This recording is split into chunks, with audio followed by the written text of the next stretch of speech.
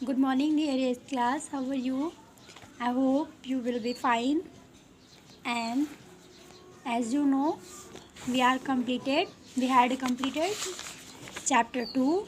So now we are going start the chapter number 3, and the name of this chapter is शब्द विचार। इस chapter में हम लोग शब्दों के बारे में पढ़ेंगे, है ना। शब्द और शब्दों के मेल से क्या बनता है वो पढ़ेंगे। सबसे पहले आपने क्या सीखा था बच्चों कि भाषा क्या होती है। तो भाषा आपने जाना 3 प्रकार की होती है। फिर आपने सीखा वर्ण क्या होता है। तो ध्वनियों की सबसे जो छोटी इकाई होती है उसको हम लोग क्या कहते हैं, वर्ण कहते हैं। फिर आपने सीखा शब्द कैसे बनते हैं। तो कई सारे वर्णों को मिलाने से शब्द बनते हैं। और अब आप सीख रहे हैं, यहीं पे आप सीख रहे हैं कि शब्द कैसे बनते हैं, है ना। तो वर्णों को मिलाने से क्या बनते हैं, शब्द बनते हैं। यानी वर्णों के मेल से बने सार्थक माने हम ऐसा नहीं कि कुछ भी वर्ण मिला दें और उससे कोई अर्थ ही ना निकले। यानी ऐसा वर्ण हो जिसको मिलने से कोई अर्थ निकले तो उसे क्या कहेंगे, शब्द कहेंगे। ठीक है। अब देखो जैसे यहाँ पे है कमल। कमल का इन्होंने क्या बना दिया है, लमक बना दिया है और मकल बना दिया है। तो लमक का और मकल का कोई अर्थ है नहीं। तो ये कोई शब्द नहीं है। मतलब ऐसा शब्द हो जिसका कोई अर्थ हो, है ना, ये चीज़।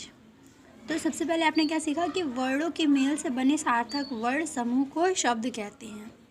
फिर हमने क्या किया, शब्दों का वर्गीकरण किया है। ठीक बेटा।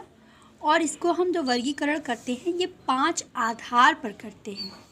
कितने आधार पर, 5 इनके आधार होते हैं। उन आधारों में जो पहला आधार होता है वो होता है रचना का आधार या बनावट का आधार, है ना। अब ये बनावट के जो आधार होते हैं ये 3 तरीके के शब्द होते हैं।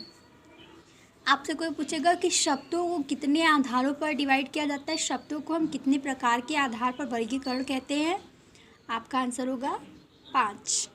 ठीक है। शब्दों को कितने आधार पर वर्गीकरण किया जाता है, 5। पहला है रचना या बनावट के आधार पर। अब क्वेश्चन पूछा जाएगा कि रचना या बनावट के आधार पर शब्द कितने प्रकार के होते हैं, आप बताएंगे 3। पहला है रूढ़ शब्द।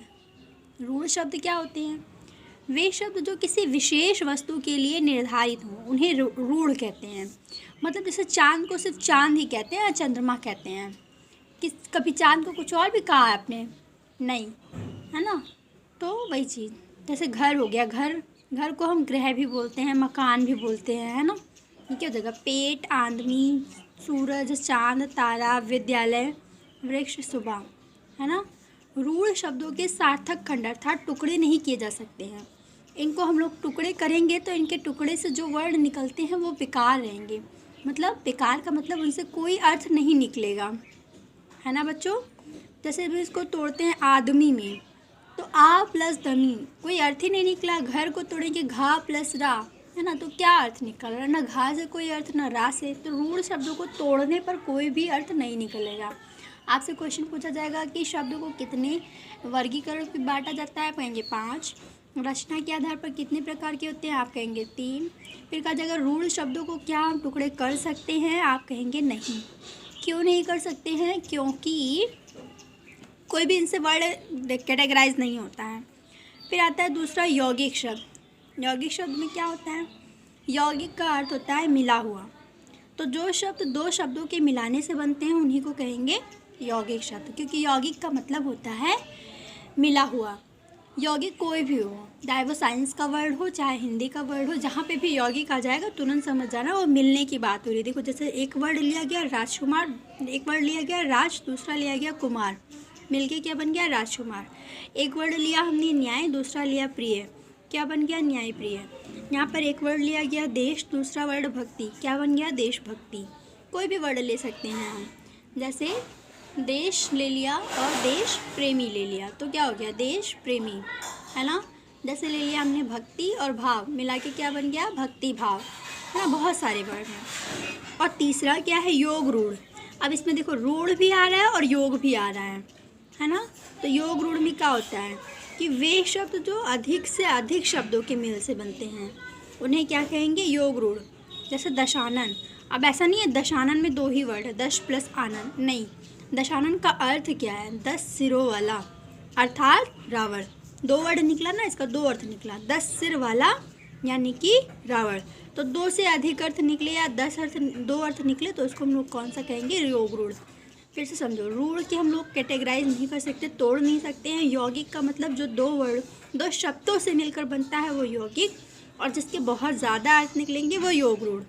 ठीक है, पहला आपका था रचना या बनावट के आधार पे। दूसरा है उत्पत्ति के आधार पर। उत्पत्ति के आधार पर शब्दों को हमने बांटा है 2 भागों में। ठीक है, एक होता है तत्सम। तत्सम यानी कि संस्कृत के समान। तत् का अर्थ है उसके और सम यानी संस्कृत। तत्सम 2 वर्डों से मिलकर बना है, एक है तत्, दूसरा सम। तत् का अर्थ उसके और सम माने संस्कृत, यानी उसके किसके? संस्कृत, संस्कृत के समान।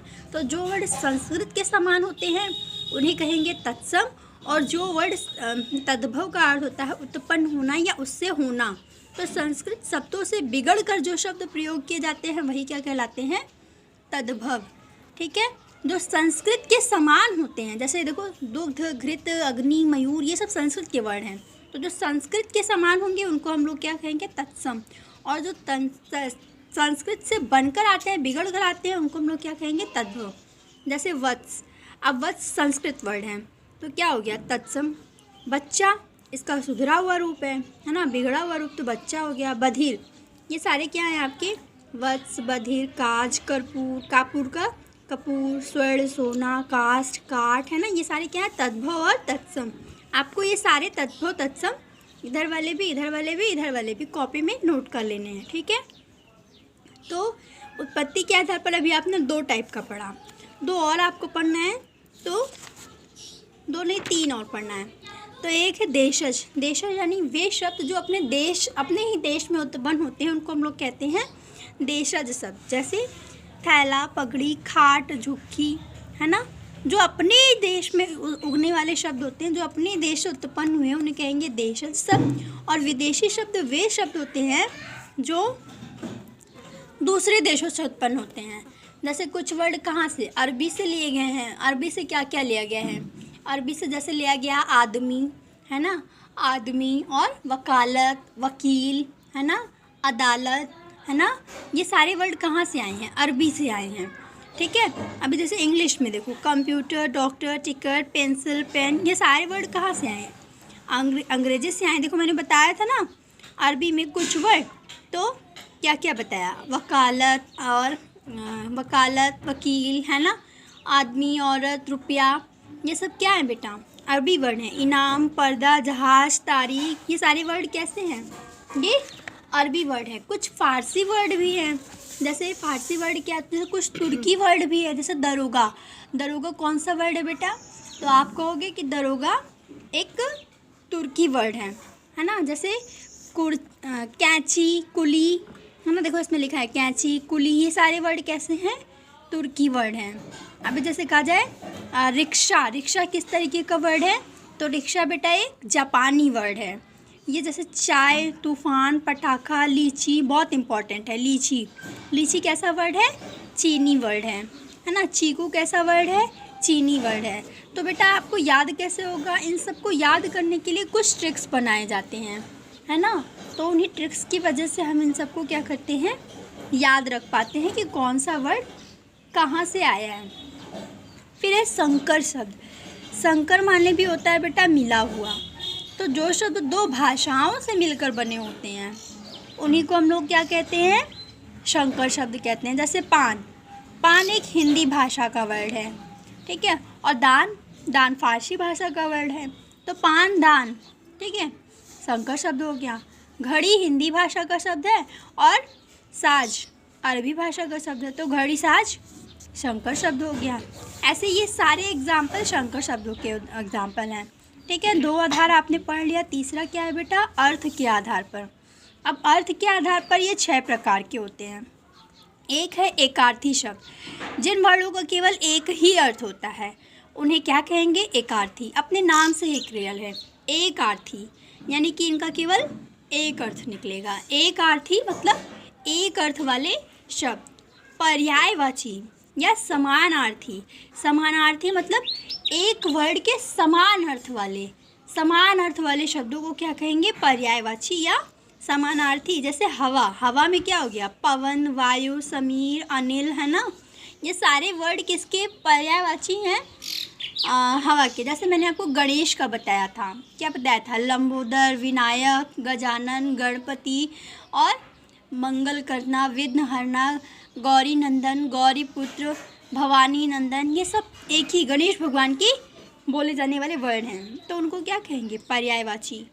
अब देखो विपरीतार्थी, नाम से ही समझो सब। विपरीतार्थी यानी विलोम शब्द, यानी ऐसे शब्द जो अपने का विपरीत अर्थ देते हैं। जैसे सुख दुख, आशा निराशा, तो क्या कर रहे हैं? विपरीत अर्थ दे रहे हैं। अब नेक्स्ट है अनेकार्थी। तो अनेकार्थी मतलब अनेक आर्थी, समझ में आ गया होगा।